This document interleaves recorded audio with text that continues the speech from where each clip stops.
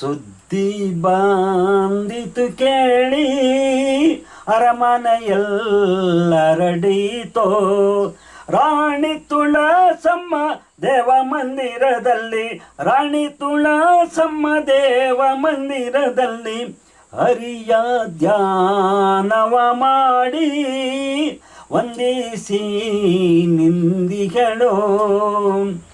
ಸುದ್ದಿ ಬಂದಿತು ಕೇಳಿ ಅರಮನೆಯೆಲ್ಲರಡೀತೋ. ಕೇಳಮ್ಮ ಪತಿವ್ರತೆಯೇ ಬರವೇಟೋ ಲಾಲಿಸೋ. ನಿನ್ನಯ ತಂಗಿಯು ಸಂತಾನ ಫಲಕ್ಕಾಗಿ, ನಿನ್ನಯ ತಂಗಿಯು ಸಂತಾನ ಫಲಕ್ಕಾಗಿ ಮಾವಿನ ಫಲವನ್ನು ಸೇವಿಸಿದಳಂತೆ.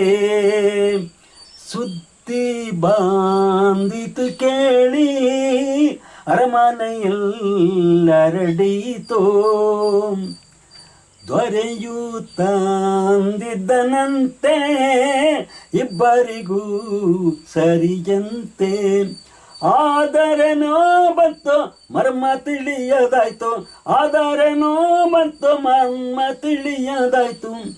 ಇಂಥ ಘಾತುಕ ಬುದ್ಧಿ ಏಕೆ ಕೊಟ್ಟನು ದೇವ. ಸುದ್ದಿ ಬಂದಿತು ಕೇಳಿ ಅರಮನೆಯೆಲ್ಲರಡೀತೋ. ವಿಷಯ ತಿಳಿದ ರಾಣಿ ಮನದಲ್ಲೇ ನೊಂದಾಳು. ತನ್ನ ವಿಧಿಯ ತಾನು ನಿಂದಿಸಿಕೊಂಡಳು, ತನ್ನ ವಿಧಿಯ ತಾನು ನಿಂದಿಸಿಕೊಂಡಳು. ವಾಟೆಯ ತರಿಸಿದಳು, ಭಕ್ತಿಯಿಂದ ದುಂಗಿದಳು. ಸುದ್ದಿ ಬಂದಿತು ಕೇಳಿ ಅರಮನೆಯೆಲ್ಲರಡೀತೋ. ರಾಣಿ ತುಳಸಮ್ಮ ದೇವ ಮಂದಿರದಲ್ಲಿ, ರಾಣಿ ತುಳಸಮ್ಮ ದೇವ ಮಂದಿರದಲ್ಲಿ ಹರಿಯ ಧ್ಯಾನವ ಮಾಡಿ ವಂದಿಸಿ ನಿಂದಿಗಳು. ರಾಣಿ ತುಳಸಮ್ಮ ವಂದಿಸಿ ನಿಂದಿಗಳು. ಈ ಪ್ರಕಾರವಾಗಿ ರಾಣಿ ಲಕ್ಕಮ್ಮನು ಸಂತಾನ ಫಲವನ್ನು ತಾನೊಬ್ಬಳೇ ತಿಂದು ಸುದ್ದಿಯು ಅರಮನೆಯಲ್ಲಿ ಹಬ್ಬಿ ತುಳಸಮ್ಮನ ಕಿವಿಗೆ ಬೀಳಲು ತನ್ನ ವಿಧಿಯನ್ನು ತಾನು ನಿಂದಿಸಿಕೊಂಡಳು. ವಾಟೆಯನ್ನಾದರೂ ತಂದು ಕೊಡಿರೆಂದು ಸಖಿಯನ್ನು ಕೇಳಲು ಸಖಿಯರು ರಾಣಿಯ ಆಜ್ಞೆಯಂತೆ ವಾಟೆಯನ್ನು ಹುಡುಕಿ ತಂದು ತುಳಸಮ್ಮನಿಗೆ ಕೊಡಲು ತುಳಸಮ್ಮನು ಶ್ರೀಹರಿಯ ಧ್ಯಾನ ಮಾಡಿ ಭಕ್ತಿಯಿಂದ ನುಂಗಲು ಮುಂದೆ ನಡೆಯುವ ಚಮತ್ಕಾರವು ಬೇಡುತ್ತಿದ್ದಾರದೆಂತೆನೇ.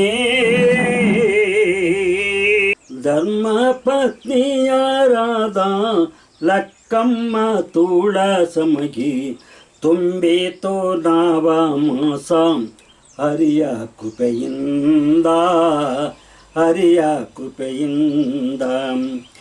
ಇಂತಿರಲೋ ಒಂದೋ ದಿನ ಕಾಣಿಸಿತೋ ಹೆರಿಗೆಯ ಬೇನೆ, ಇಂತಿರಲೋ ಒಂದು ದಿನ ಕಾಣಿಸಿತೋ ಹೆರಿಗೆಯ ಬೇನೆ. ರಾಣಿ ಲಕ್ಕಮ್ಮಗೆ ಪುತ್ರ ಜನಿಸಾಲೋ, ಪುತ್ರ ಜನಿಸಾಲು.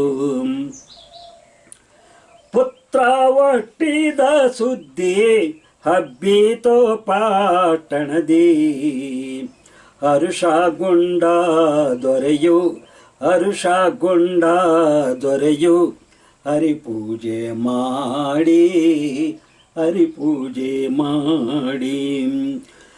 ದಾನ ಧರ್ಮಗಳನ್ನು ತ್ವರಿತದಿಂದಲೇ ಮಾಡಿ ದಾನ ಧರ್ಮಗಳನ್ನು ತ್ವರಿತದಿಂದಲೇ ಮಾಡಿ ಅನ್ನ ಸಂತರ್ಪಣೆಯ ನಡೆಸಿದ ದೊರೆಯು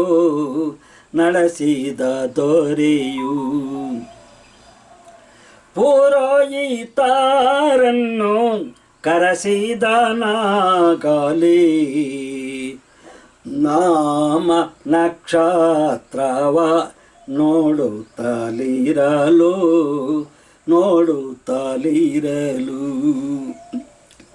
ಶ್ರೀಮನ್ನಾರಾಯಣನ ಕೃಪಕಟಾಕ್ಷದಿಂದ ಭಕ್ತನಾದ ಬಾಣದರಂಗನಿಗೆ ಮಕ್ಕಳ ಫಲಕ್ಕಾಗಿ ಒಂದು ಮಾವಿನ ಫಲವನ್ನು ಕೈಗೆ ಕೊಟ್ಟು, ಈ ಮಾವಿನ ಫಲವನ್ನು ನಿನ್ನ ಧರ್ಮ ಪತ್ನಿಯರಿಗೆ ಕೊಟ್ಟು ಸೇವಿಸಿರೆಂದು ಹೇಳಿದರೆ ನಿನಗೆ ಸಂತಾನ ಪ್ರಾಪ್ತಿಯಾಗುತ್ತದೆ, ದೇವಗಿರಿಯ ಪಟ್ಟಣಕ್ಕೆ ಬೆಳಕಾಗುತ್ತದೆ ಎಂದು ಆಜ್ಞೆ ಮಾಡಿದವು. ವನರಾಜನ ಆಜ್ಞೆಯಂತೆ ಫಲವನ್ನು ಕೈಗೆ ತೆಗೆದುಕೊಂಡು ಕಣ್ಣಿಗೆ ಒತ್ತಿ ಅರಮನೆಗೆ ಧಾವಿಸಿದ್ದಾರೆ. ತನ್ನ ಪತ್ನಿಯರಾದ ಲಕ್ಕಮ್ಮ ಮತ್ತು ತುಳಸಮ್ಮನನ್ನು ಕರೆಯಲು ಅಪೇಕ್ಷೆಪಟ್ಟು ಅರಮನೆಯಲ್ಲಿ ಇದ್ದ ಲಕ್ಕಮ್ಮನನ್ನು ಕರೆದು, ನಮ್ಮ ಕರ್ಮ ಇಲ್ಲಿಗೆ ಹರಿಯಿತು, ದೇವ ನಮ್ಮ ಬಳಿಗೆ ಬಂದ ಮಾವಿನ ಫಲವನ್ನು ಕೊಟ್ಟಿದ್ದಾನೆ, ಈ ಸಂತಾನ ಫಲವನ್ನು ಅನ್ಯೋನ್ಯ ಭಕ್ತಿಯಿಂದ ಪೂಜಿಸಿ ಹರಿಯನ್ನು ಧ್ಯಾನಿಸಿ ಸೇವಿಸಿದರೆ ನಮಗೆ ಸಂತಾನ ಅಭಿವೃದ್ಧಿಯಾಗುತ್ತೆ, ಮಕ್ಕಳ ಫಲ ದೊರೆಯುತ್ತೆ, ದೇವಗಿರಿಗೆ ಬೆಳಕಾಗುತ್ತೆ ಅಂತ ಹೇಳಿ ದೇವಗಿರಿಯ ಪಟ್ಟಣದ ದೊರೆಯಾದ ಬಾಣದರಂಗನು ತನ್ನ ಪತ್ನಿಗೆ ತಿಳಿಸಿದ.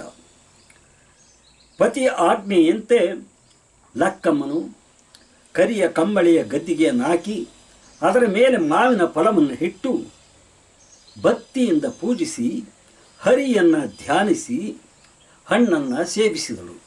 ಅದಕ್ಕೆ ಮೊದಲು ನನ್ನ ಹೊಟ್ಟೆಯಲ್ಲಿ ಹುಟ್ಟುವ ಮಗನೇ ಈ ರಾಜ್ಯದ ರಾಜ್ಯಾಧಿಕಾರನಾಗಬೇಕು, ಸವತಿ ತುಳಸಮ್ಮನಿಗೆ ಈ ಮಾವಿನ ಫಲವನ್ನು ಕೊಡೋದು ಬೇಡ, ಒಂದು ವೇಳೆ ಕೊಟ್ಟರೆ ಅವಳಲ್ಲಿಯೂ ಕೂಡ ಮಗ ಜನಿಸಿದರೆ ಆಗ ಈ ರಾಜ್ಯಾಧಿಕಾರದ ನನ್ನ ಮಗನಿಗೆ ಸಿಕ್ಕಲಾರದೆಂಬ ದುರಾಸೆಯಿಂದ ಲಕ್ಕಮ್ಮ ವಂಚಿಸಿದ್ದಾಳೆ. ಕಾರಣ ಇದೇ ಸಮಯವನ್ನು ಕಾಯುತ್ತಿದ್ದಂಥ ಸೂರ್ಯಪುತ್ರನಾದ ಶನಿದೇವ ಮನದಲ್ಲಿ ಯೋಚಿಸಿದ, ಬಾಣದರಂಗನ ರಾಶಿಯಾಗಿ ಅಸತ್ಯವನ್ನು ನುಡಿಸಲು ಸಾಧ್ಯವಾಗ್ತಾ ಇಲ್ಲ, ಇವನ ಧರ್ಮಪತ್ನಿಯರ ಮನಸ್ಸನ್ನೇ ಚಂಚಲ ಮಾಡಿ ಅಸತ್ಯ ನುಡಿಸಲು ಪ್ರಯತ್ನಿಸೋಣ ಅಂತ ಹೇಳಿ ಲಕ್ಕಮ್ಮನ ರಾಶಿಗೆ ಪ್ರವೇಶ ಮಾಡಿದ್ದಾನೆ, ಮನಸ್ಸನ್ನು ಚಂಚಲ ಮಾಡಿದ್ದಾನೆ, ಸವತಿ ಮತ್ಸರವನ್ನು ಬೆಳೆಸಿದ್ದಾನೆ, ಮಾವಿನ ಫಲವನ್ನು ಸವತಿ ತುಳಸಮ್ಮನಿಗೆ ಕೊಡದಂಗೆ ಪ್ರೇರೇಪಿಸಿದ್ದಾನೆ. ಆ ಶನಿಯ ಪ್ರೇರಣೆಯಿಂದ ಬುದ್ಧಿ ಭ್ರಮಣೆಯಾಗಿ ಲಕ್ಕಮ್ಮ ಸವತಿ ತುಳಸಮ್ಮನಿಗೆ ಮಾವಿನ ಫಲವನ್ನು ಕೊಡಲಿಲ್ಲ. ಅದಕ್ಕೆ ಬದಲಾಗಿ ತನ್ನ ಸಖಿಯರನ್ನು ಕರೆದು ಆಜ್ಞೆ ಮಾಡಿದ್ದಾಳೆ, ನಾನು ಮಾವಿನ ಫಲವನ್ನು ಸೇವಿಸಿದ ವಿಚಾರ ಸವತಿ ತುಳಸಮ್ಮನಿಗೆ ಯಾವ ಕಾರಣಕ್ಕೂ ಕಿವಿಗೆ ಬೀಳಬಾರದು, ಒಂದು ವೇಳೆ ಬಿದ್ದದ್ದೇ ಆದರೆ ನಿಮ್ಮ ತಲೆಯನ್ನು ಶಿರಚ್ಛೇದನ ಮಾಡ್ತೀನಿ ಅಂತೇಳಿ ಆಜ್ಞೆ ಮಾಡಿದ್ರು ಸಖಿಯರಿಗೆ. ಅದರಂತೆ ಸಖಿಯರೇ ಬಡಿದ್ರು, ಬಾಯಿ ಮುಚ್ಚಿಕೊಂಡು ಕೂತಿದ್ರು. ಈ ವಿಷಯವನ್ನು ತಿಳಿದಂಥ ತುಳಸಮ್ಮ, ಅಯ್ಯೋ ಇದಂಥ ವಿಧಿನಪ್ಪ, ಇದೇನು ಕರ್ಮ, ನನಗ್ಯಾಕೆ ಈ ರೀತಿ ವಂಚನೆ ಮಾಡಿದ್ಲು ಅಂತ ಹೇಳಿ ಕಣ್ಣೀರಿಂದ ಕೈ ತೊಳೆದು ಶ್ರೀಹರಿಯನ್ನು ಮನದಲ್ಲಿ ಧ್ಯಾನಿಸಿ ಸಖಿಯರನ್ನು ಕರೆದಿದ್ದಾಳೆ. ನೋಡಿ, ನನಗೆ ಹಣ್ಣನ್ನು ಕೊಡದೆ ವಂಚಿಸಿ ತಾನು ಒಬ್ಬಳೇ ತಿಂದಿರ್ತಕ್ಕಂಥ ಲಕ್ಕಮ್ಮ ತಿಂದುಬಿಟ್ಟವಳೆ, ಅವಳು ತಿಂದು ಬಿಸಾಕಿರುವ ವಾಟೆಯನ್ನಾದರೂ ತಂದುಕೊಡಿ, ಅದನ್ನಾದರೂ ಸೇವಿಸ್ತೀನಿ ಅಂತೇಳಿ ಸಖಿಯರಿಗೆ ಆಜ್ಞೆ ಮಾಡಿದರು. ಸಖಿಯರು ಮನನೊಂದು ವಾಟೆಯನ್ನು ಹುಡುಕಿ ಸಿಕ್ಕಿದ ವಾಟೆಯನ್ನು ತಂದು ತುಳಸಮ್ಮನಿಗೆ ಕೊಡ್ತಾಳೆ. ತುಳಸಮ್ಮ ಅದನ್ನು ಅನ್ಯೋನ್ಯ ಭಕ್ತಿಯಿಂದ ಶ್ರೀಹರಿಯನ್ನು ಮನದಲ್ಲಿ ಧ್ಯಾನಿಸಿ ಆ ವಾಟೆಯನ್ನು ನುಂಗ್ಬಿಟ್ಲು. ಯಾವಾಗ ಆ ವಾಟೆಯನ್ನು ನುಂಗಿದ್ಲು, ಇವಳು ಗರ್ಭವಾಗ್ತಾ ಇದ್ಲು, ಲಕ್ಕಮ್ಮನ ಗರ್ಭವತಿ ಆದಳು. ಒಂದು ದಿನ ನವಮಾಸ ತುಂಬ್ತಾ ಇದೆ. ಈ ಪ್ರಕಾರವಾಗಿ ರಾಣಿ ಲಕ್ಕಮ್ಮ ಮತ್ತು ತುಳಸಮ್ಮನಿಗೆ ನವಮಾಸ ಸಮೀಪಿಸುತ್ತಿರಲು ದಕ್ಕಿದ್ದಂತೆ ಒಂದು ದಿನ ರಾಣಿ ಲಕ್ಕಮ್ಮನಿಗೆ ಹೆರಿಗೆಯ ಬೇನೆ ಕಾಣಿಸಿ ಗಂಡು ಮಗುವು ಹುಟ್ಟರು. ಮಗು ಹುಟ್ಟಿದ ಸುದ್ದಿಯು ಅರಮನೆಯಲ್ಲಿ ಹಬ್ಬಿ ದೊರೆಯ ಮಹಾದಾನಂದದಿಂದ ಹರಿಯ ಪೂಜೆ ಮಾಡಿ ದಾನ ಧರ್ಮಗಳನ್ನು ಕೊಟ್ಟು ಅನ್ನ ಸಂತರ್ಪಣೆ ನಡೆಸುತ್ತಾ ಪುರೋಹಿತು ಕರೆಸಿ ನಾಮ ನಕ್ಷತ್ರವನ್ನು ನೋಡುತ್ತಿದ್ದಾರದಂತೆಯೇ.